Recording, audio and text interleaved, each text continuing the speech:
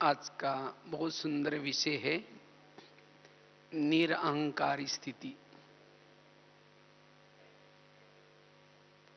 निरअहंकारी स्थिति, इसके ऊपर थोड़ी सी हम चर्चा करेंगे, क्योंकि हमारा लक्ष्य है बाप समान बनना।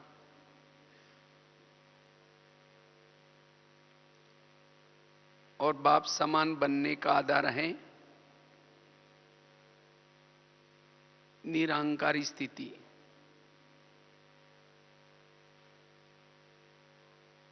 निरअहंकारी स्थिति वाला ही निराकारी स्थिति में स्थित रह सकता है। हमारा ये भी लक्ष्य है बाप समान बनना, अर्थात निराकारी स्थिति का अनुभव करना। क्योंकि निराकारी स्थिति से ही बाप के जो गुण हैं, बाप सागर है, दया का सागर, शांति का सागर, आनंद का सागर, आपकार पर भी उपकार करने वाला। तो ये सब गुण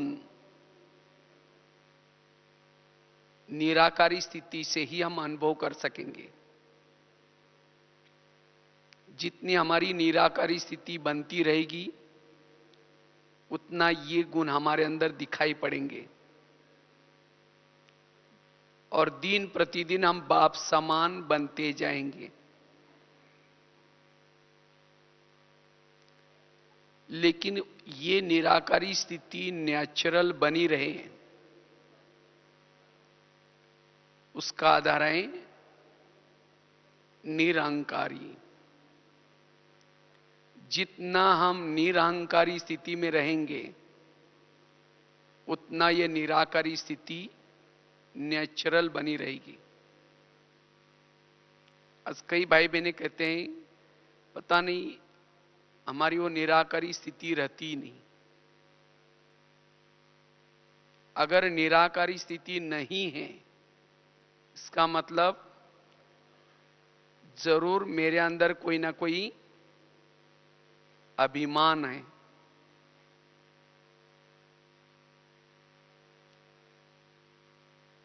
क्योंकि जहां अभिमान है,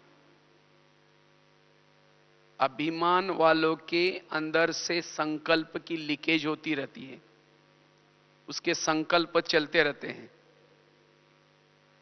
मुझे पूछा नहीं, मुझे किसी ने सम्मान नहीं दिया।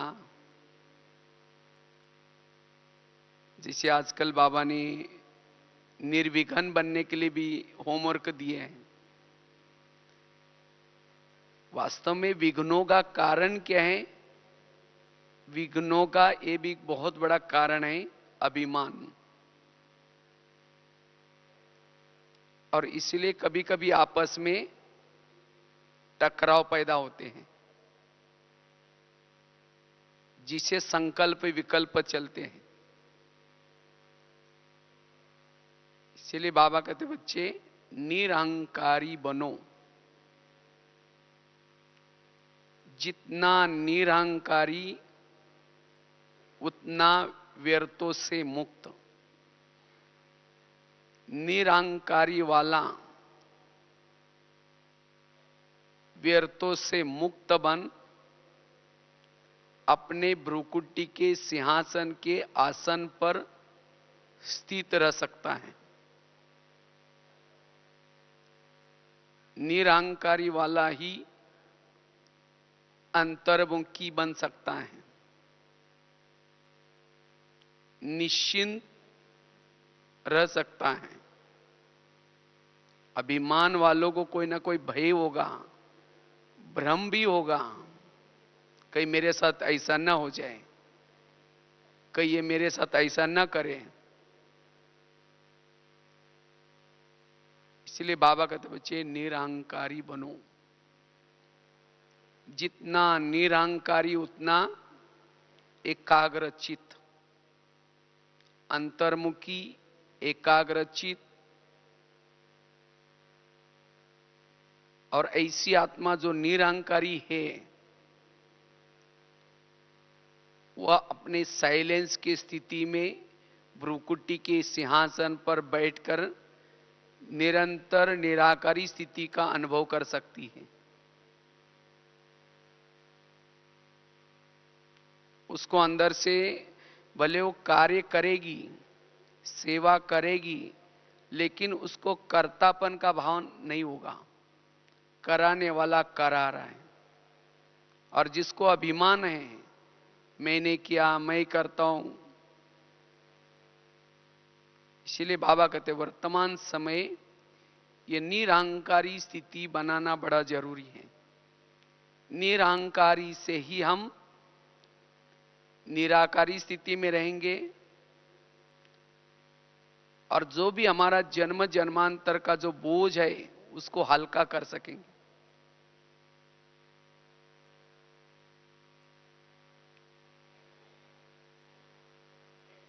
अगर निरहंकारी स्थिति नहीं है तो विरत संकल्प चलते रहेंगे, अंतर्मुक्ता भंग होती जाएगी, एकाग्रता भी भंग होती जाएगी, स्थिति डगमग होती जाएगी, देहाभिमान आएगा।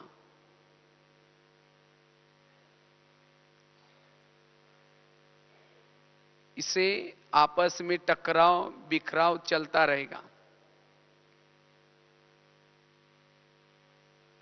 और जिसके अंदर अभिमान आता है, लगता है कि मैं बहुत कुछ करता हूं, मैं ही करता हूं, उसको अभिमान वाला व्यक्ति दूसरे से सीख नहीं सकता, उसका सीखना भी बंद हो जाता है। उसको लगता है कि मैं ही सब कुछ समझ लिया, मैं ही सब कुछ जान लिया। इसलिए बाबा कहते बच्चे निरहंकारी बनो। वैसे ही कहा जाता है विद्या विनयन शोभते। जितना हमारे अंदर ज्ञान आता जाएगा, हमने ज्ञान को समझते रहेंगे, आगे बढ़ते जाएंगे, पुरुषार्थ बढ़ता जाएगा, उतना विनम्रता आए। अगर मेरी विनम्रता कहीं खत्म होती जा रहे हैं, अभिमान आता जा रहे हैं, तो हम और ही अंधकार में जा रहे हैं। अभिमान एक प्रकार का अंधकार है। इसलिए हम अपने अंदर चेक करना है, कहीं हमारे अंदर तो ये अभिमान रूपी कीड़ा अंदर खोखला तो नहीं कर रहे हैं। क्योंकि बाबा कहते हैं कई बच्चे करते बहुत है, लेकिन उन बच्चों का जब जमा का खाता देखते हैं खाली है। क्यों? क्योंकि अभिमान रूपी ये कीड़ा उसको खोखला करता जा रहा है। उससे पुण्य भी जमा नहीं होता और बल भी जमा नहीं होता। इसलिए अब हमें निरहंकारी बनना है। निरहंकारी वाला हर जगह पर एडजस्ट होकर के रह सकता है, हर एक के साथ एडजस्ट होकर के रह सकता है, टकराव में नहीं आएगा, विघ्नों में नहीं जाएगा।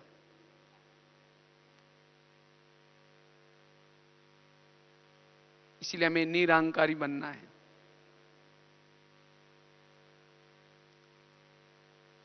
निरहंकारी वाला ही भविष्य में राजा बन सकता है। जितना निरहंकारी बनेंगे, दैवी गुण आते रहेंगे।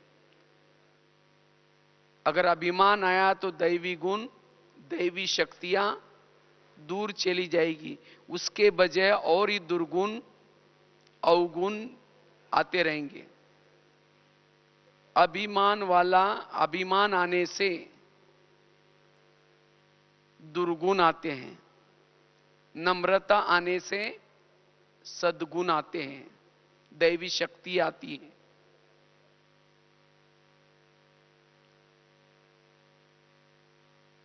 इसलिए हमें निरहंकारी बनना है।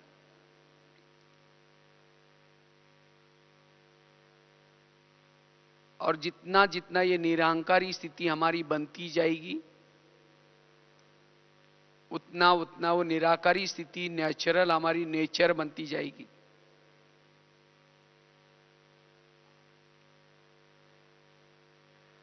और अगर अभिमान आया, अभिमान वाला कभी बाबा बाबा शब्द नहीं कहेगा, मैं करता रहेगा, मैंने ये किया, मैं अपना ही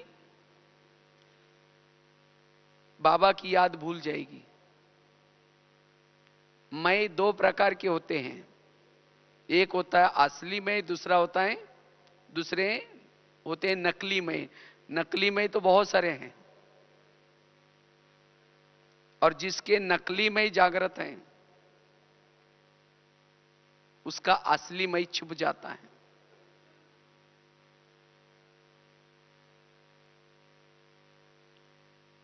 जिसको ही बाबा दूसरे शब्द में कहते देहभान, देहाभिमान, और देहाभिमान होने से व्यर्थ संकल्प चलते हैं। और जिसका असली मई जागृत है, आत्मामय जागृत है, उसका संकल्प पर कंट्रोल आता है। उसके संकल्प चलेंगे लेकिन पॉजिटिव कम। तो क्या करे जो हमारा जो असली मय वो जागृत रहे। जितना हम अमृत वेला का योग करते हैं, सवेरे सवेरे अमृत वेला का योग अलर्ट करते हैं, मुरली सुनते हैं और साथ में क्लास के पहले योग करते हैं, तीन चीजें असली मय को ताकत देती है। और जिसका असली मय जागृत होता है, झूठे मय वो दब जाते हैं, वो निरहंकारी अवस्था बनी रहती है। भले हमारे अंदर कितनी भी कला हो, विशेषता हो, लेकिन उसका भान नहीं रहेगा, भान रहेगा आत्मा का। वैसे तो मैं को इंग्लिश में आई कहते, आई, और जब ये आई सीधा खड़ा होता है तो दीवार बन जाती है।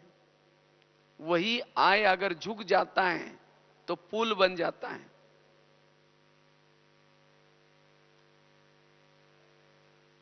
इसलिए हमें पुल का काम करना है, दीवार का काम नहीं करना। एक बार सागर ने नदी को पूछा, आप जब भी आती है हमेशा बड़े बड़े पेड़ों को लाते, घास को क्यों नहीं लाती? तो नदी ने कहा, घास मेरे सामने झुकता है इसीलिए उसको नहीं लाती हूं, लेकिन पेड़ मेरे सामने नहीं झुकता इसीलिए उसको उखाड़ करके लाती हूं। जीवन में जो अकड़ करके चलता है, जो अकड़ करके चलता वो उकड़ जाता है, और जो झुक करके रहता है वो सदा टिक करके रहता है। इसीलिए सदा हमें क्या करना है? झुकना सीखना है। लेकिन झुकता कौन है? जो निरहंकारी है, जो आत्माभिमानी है। नहीं तो कईयों को लगता है मैं क्यों झुकूं, उसको झुकना चाहिए। मैं क्यों ये करो, उसको झुकना चाहिए। इसलिए बाबा कहते बच्चे निरहंकारी बनो।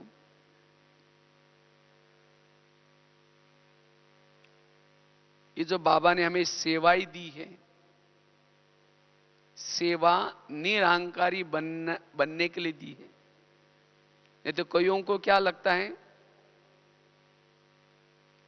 हमारे पोजीशन को देख करके सेवा दी जाए, हमारे थोड़ा ऑक्यूपेशन को देख करके सेवा दी जाए। अगर कोई घर में देखेगा, पड़ोसी देखेंगे ये आश्रम में जाते हैं और पोछा झाड़ू लगाते हैं, तो बहन जी को कहेंगे बहन जी ये काम हम नहीं कर सकते, हमको थोड़ा सा अच्छा काम देना। ये भी क्या है? अभिमान है। इसीलिए बाबा कहते बच्चे कोई भी पोजीशन का कोई भी अभिमान न रहे। मैं से मरना, जब मरेंगे तब जाकर के असली मैं की स्थिति में स्थित रहेंगे। ब्रह्मा बाबा इतनी बड़ी हस्ती, जिनके तन में बाबा आते थे, गोबर के उपले लगाते थे। बाबा को कभी ये नहीं लगा कि अगर कोई देख लेगा तो क्या कहेगा, जिसके ये संस्था के संस्थापक हैं और फिर भी ऐसा काम करते हैं कि नहीं। बाबा निरंकारी, अभी गीत सुना ना, बाबा कितने निरंकारी थे, बच्चों को नमस्ते करते। बाबा ने केवल ब्रह्मा बाबा ने नहीं, लेकिन दादियों से भी बाबा ने क्या किया, ये जो सेवाएं दी, किसी को बस को ऑयलिंग करने का, साइकिलिंग रिपेयरिंग करने का, जूता सिलाई करने का भी काम दिया। कहते निर्मल शांता दादी जो ब्रह्मा बाबा की बेटी, उनको जूता चप्पल ठीक करने का काम दिया, चप्पल सिलाई करने का। तो बाबा को कहा बाबा मैं चप्पल कैसी ठीक करूं, सिलाई करूं। तो बाबा ने कहा कि एक मोची जितनी अक्कल नहीं तो आप भविष्य में विश्व राज्य पद कैसे लेगी। तब फिर वो दादी ने वो सेवा ली। तो इस तरह से बाबा ने निरंकारी बनाने के लिए बड़ों से हर प्रकार से सेवा ली। तो इसी तरह हमें भी क्या करना है, यज्ञ की सेवा करने से हमारा अभिमान क्या हो जाएगा, खत्म हो जाएगा। कोई भी प्रकार का हमारे अंदर ये नहीं कि हम ये कैसे सेवा कर सकते हैं। जो मिली सेवा निरंकारी होकर के। एक बार की बात है, एक अमेरिका में एक जॉर्ज वाशिंगटन वहां के राष्ट्रपति थे।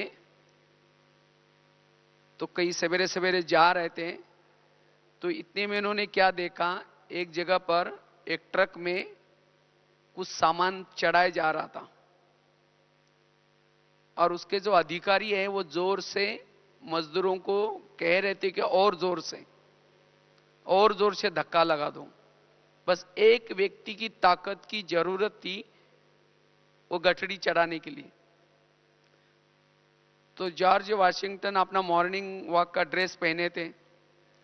तो उन्होंने उस अधिकारी को बोला भाई आप भी थोड़ा धक्का लगा दो। तो उस अधिकारी ने क्या बोला, मैं इन लोगों का अधिकारी हूं, इनसे सेवा करा कर लेना मेरा काम है, न कि धक्का लगाना। उस समय जॉर्ज वाशिंगटन गए, उन्होंने जोर से धक्का लगा दिया, वो गठड़ी चढ़ गई और उन्होंने अपना विजिटिंग कार्ड दिया और कहा कि जब भी मेरी जरूरत पड़ेगी मुझे बुला लेना। तब उस अधिकारी को लगा कि मैं कितना गलत काम कर रहा हूं। तो इसलिए हम अपने अंदर चेक करना है, कहीं हमारे अंदर ये अभिमान का कीड़ा हमें अंदर से खोखला तो नहीं कर रहे हैं। हम जो भी कुछ कमाया है, जो पुण्य जमा किया है, अभिमान के कारण वो पुण्य खत्म हो जाते हैं। क्योंकि अगर अभिमान आएगा, अभिमान वालों की निशानी है, उसको रोब भी आता है, क्रोध भी आता है। अभिमान से छोड़े हुए सब संस्कार जागृत होते हैं। तो सबसे बड़ा विकार है अभिमान। काम क्रोध तो इजी है, पता तो चल जाता है, लेकिन अभिमान का तो पता भी नहीं चलेगा, बड़े रॉयल रूप में आता है। इसलिए अब हम समाप्ति की तरफ जा रहे हैं, संपूर्णता की तरफ जा रहे हैं। तो अगर हमें तीव्र पुरुषार्थी बनना है, उसके लिए निरहंकारी बनना जरूरी है।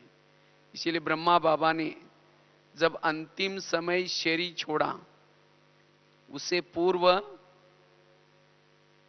3 शब्द कह के बाबा चले गए थे।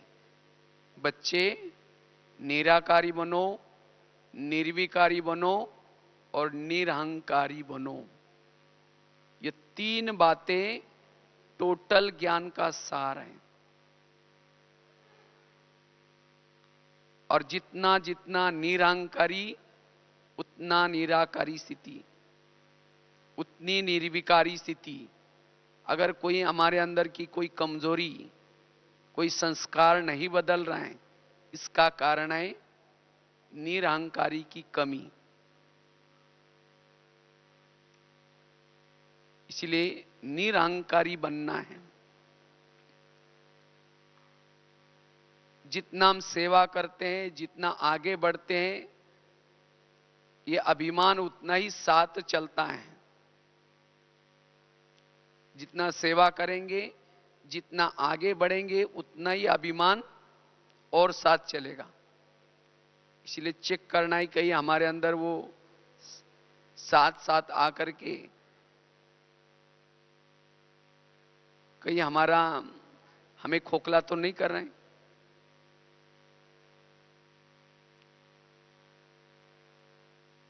और इसके अभिमान होगा तब दूसरों को सम्मान नहीं देंगे, खुद के अंदर फीलिंग आएगी, अपमान की फीलिंग आएगी। अगर मुझे कोई भी बात की अपमान की फीलिंग आती है, इसका मतलब मेरे अंदर अभिमान जरूर है।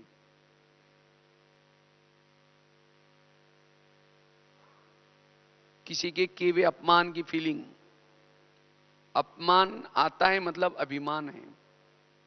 इसीलिए बाबा कहते बच्चे, जीते जी मर जाओ।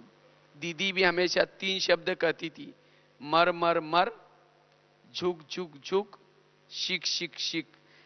मरना सीखो, झुकना सीखो और सभी से सीखना सीखो।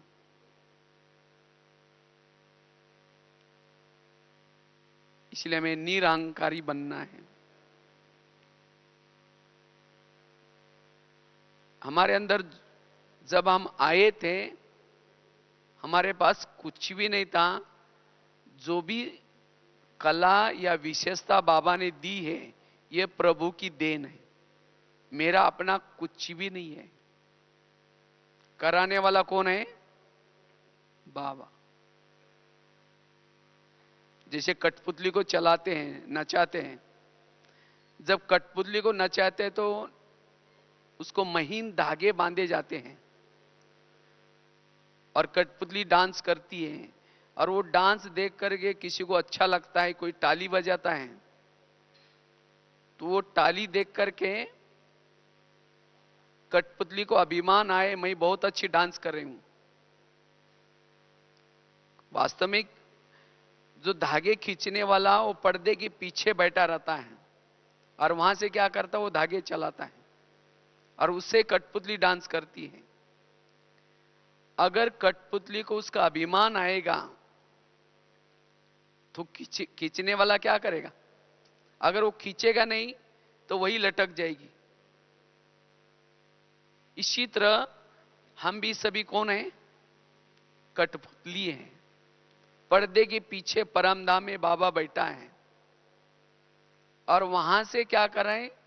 सभी से सेवा करा रहा है, कार्य करा रहा है। लेकिन कभी हमारे सेवा में वाहवाह होती है, कार्य में वाहवाह होती है, तो हमें क्या लगता है, मैंने बहुत अच्छा किया, मैं बहुत अच्छी करती हूं। अगर मैं करते रहेंगे तो बाबा कहेगा ठीक है, अगली बार तुम ही कर लेना। तो वहां से धागे खींचना क्या कर देगा? बंद कर देगा। अगर बाबा कराना बंद कर देगा तो वही लटक जाएंगे, फिर उन्नति नहीं होगी। इसलिए कोई भी कार्य होने के बाद क्या करो? बाबा ने कराया, बाबा कराता है।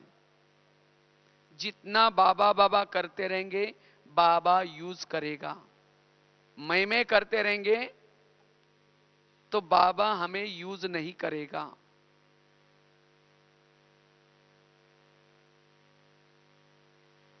इसलिए कई कहते हमको तो सेवा का चांस ही नहीं मिलता, हमें तो ये मिलता नहीं। क्यों? कुछ ना कुछ जरूर हमारे अंदर मैंपन है। इसलिए बाबा कहते बच्चे निरहंकारी बनो। जितना निरहंकारी बनेंगे बाबा बहुत सारी कला, बहुत सारी विशेषता भर देगा। इसीलिए दुनिया में भी कहते ना, अगर भगवान को प्रसन्न करना है तो उसके ऊपर बलि चढ़ा दो। कौन सी? ये मैंपन की बलि, ये बहुत बड़ी बलि है। अगर ये मैंपन की बलि चढ़ा देंगे तो भोलानाथ प्रसन्न हो जाएगा, वो हमारे से बहुत सारी सेवा कराएगा और वो सेवा जमा भी होगी। इसलिए वर्तमान समय में निरहंकारी बनना है।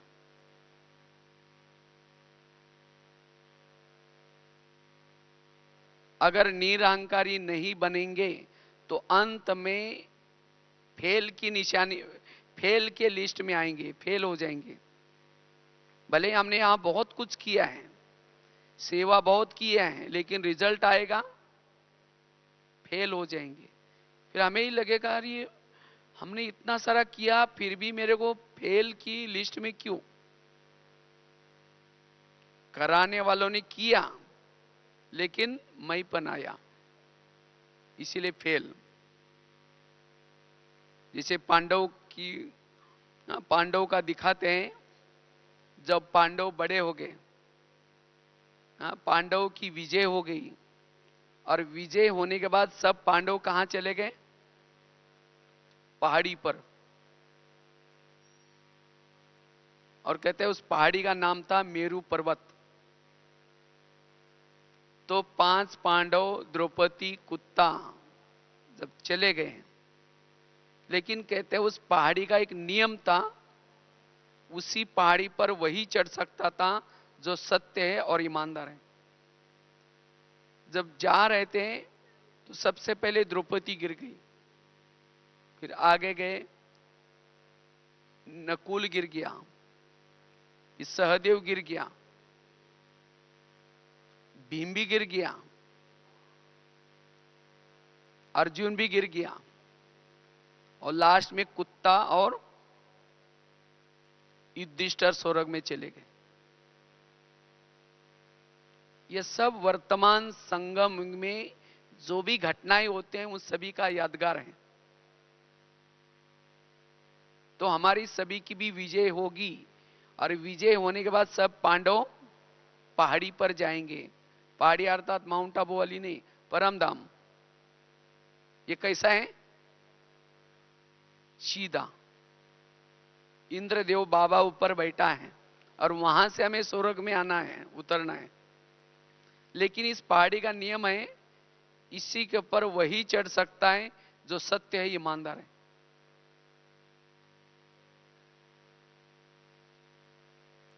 तो द्रौपदी क्यों गिर गई?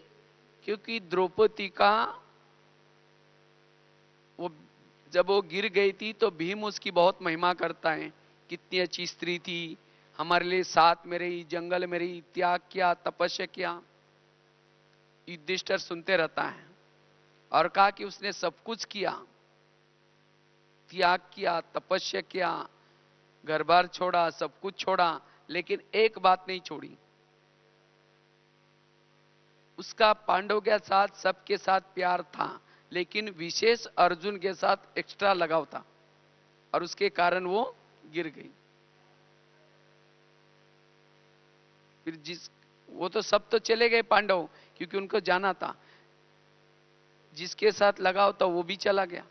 लेकिन द्रौपदी को रोना आता है, मैंने घर बार छोड़ा, सब कुछ छोड़ा, पांडव के साथ रहने के लिए छोड़ा, लेकिन क्या करे, जो हो गया वो हो गया।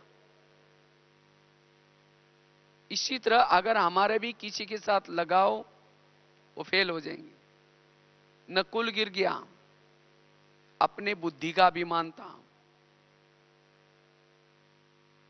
सहदेव गिर गया, अपने सहयोग करने का अभिमान था। भीम गिर गया, अपने गदा युद्ध का मना शक्ति का अभिमान था। अर्जुन गिर गया, तीर चलाने का अभिमान था।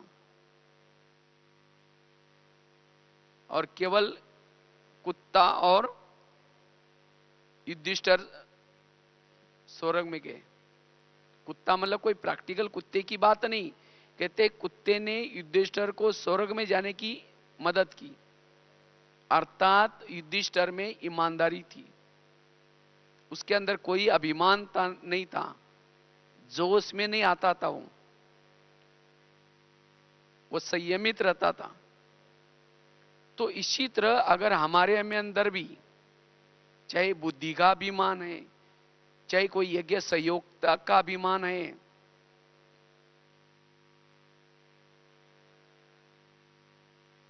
चाहे कर्मना सेवा का अभिमान है, अभिमान वाला फेल है। इसलिए बाबा कहते बच्चे चेक करो, ये भी एक कमी है। 31 दिसंबर की बाबा की मुरली चली थी, बाबा ने कहा कि इस वर्ष में अपनी जो कुछ कमी है उस कमी को खत्म करो, कमजोरी को खत्म करो।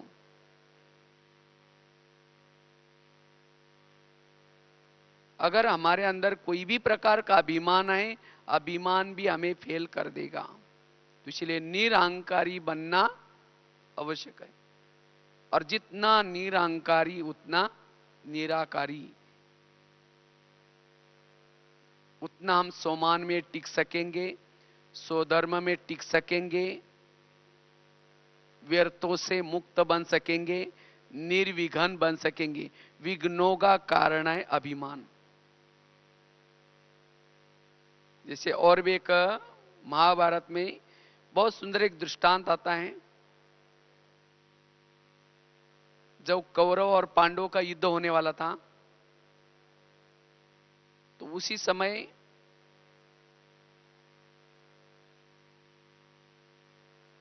भीम का पुत्र कहते बार्बरिक, उसको भी पता चला कि युद्ध होने वाला है, लेकिन कहते उसको कोई मार नहीं सकता था, हरा नहीं सकता था, उसको एक वरदान था। लेकिन वो बार्बरी क्या कहता है, मैं उनके साथ युद्ध करूंगा जो पराजय होने वाले हैं। तो कौरव तो पराजय होने वाले थे, तो उनके साथ युद्ध करने के लिए वो तैयार होकर के सेना के साथ जाने लगा।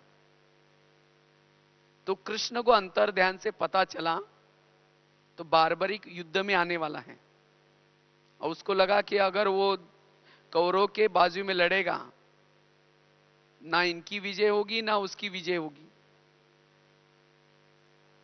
तो कृष्ण क्या करता है, उसके रास्ते में ब्राह्मण बन करके जाता है, वेश बदल करके, और कहता है राजन आप युद्ध करने के लिए जा रहे हो, कोई ना कोई कुछ दान पुण्य करके जाओ। तो उसको लगा ये ब्राह्मण है, ये क्या मांगेगा। कहते आपको क्या चाहिए। तो उस समय वो कहता है मैं जो मांगूंगा वो देंगे।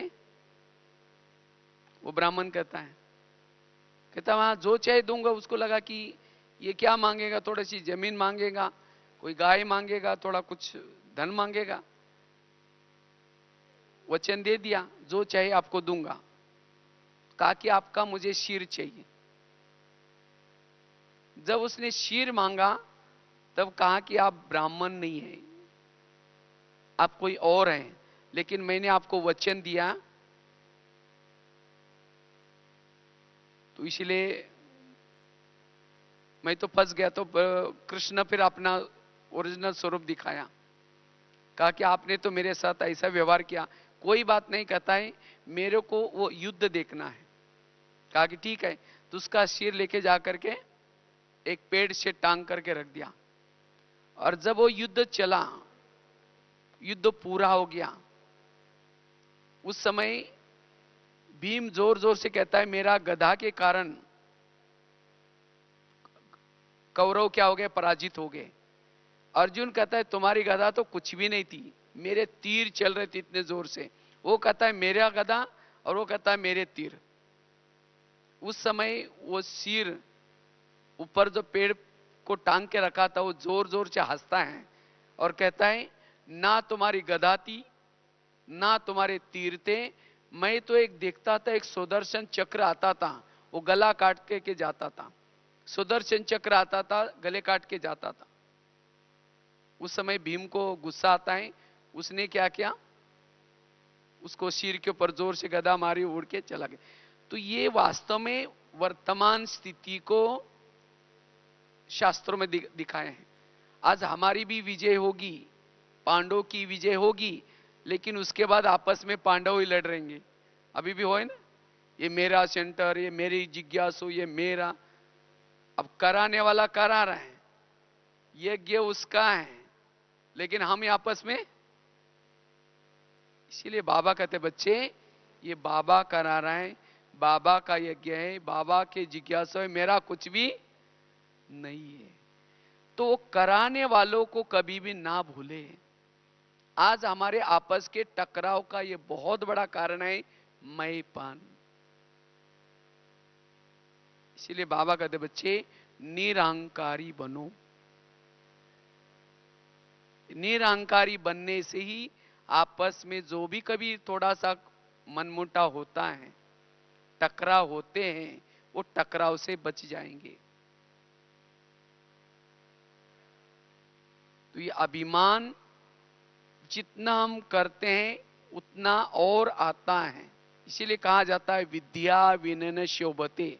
जिसने इस ज्ञान को समझ लिया, योग को समझ लिया, सेवा को समझ लिया, उसके अंदर विनम्रता आएगी और विनम्र वाला ही राजा बन सकता है। और नारियल कैसा होता है, ऊपर से कड़क होता है और अंदर से नरम होता है। तो जो व्यक्ति ऊपर से कड़क है, जिसके अंदर अभिमान है और अंदर खुद करता कुछ भी नहीं, वो कभी राजा नहीं बन सकता। इसीलिए बाबा कहते बच्चे राजा बनने के लिए निरहंकारी बनो, ऊपर से नम्रचित बनो। अगर आप मेरे पास कोई आने के लिए डरता है, मेरे से कोई किनारा करता है, वो राजा कैसा बनेगा। राजा बनने के लिए हमारे पास आने के लिए लोग तरसने चाहिए। और क्यों नहीं आते हैं, क्योंकि कोई ना कोई चीज का अभिमान है। इसीलिए बाबा कहते बच्चे इस अभिमान को खत्म करो, क्योंकि अभिमान की निशानी है रोब क्रोध, और जिसमें रोब है क्रोध है उसका विवेक नष्ट हो जाता है, वो किसी की बातों को नहीं मानेगा। आज रावण के अंदर क्या जागृत था, अभिमान। ना किसी को सम्मान देगा, ना किसी को रिगार्ड देगा, आपस में टकराएंगे। इसीलिए बाबा कहते बच्चे निरहंकारी बनो।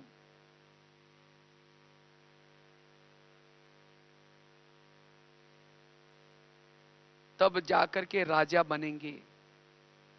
तो निरहंकारी स्थिति ही हमें अशरीरी की अनुभूति कराएगी, बाप समान की अनुभूति कराएगी। इसलिए कराने वाला बाबा है।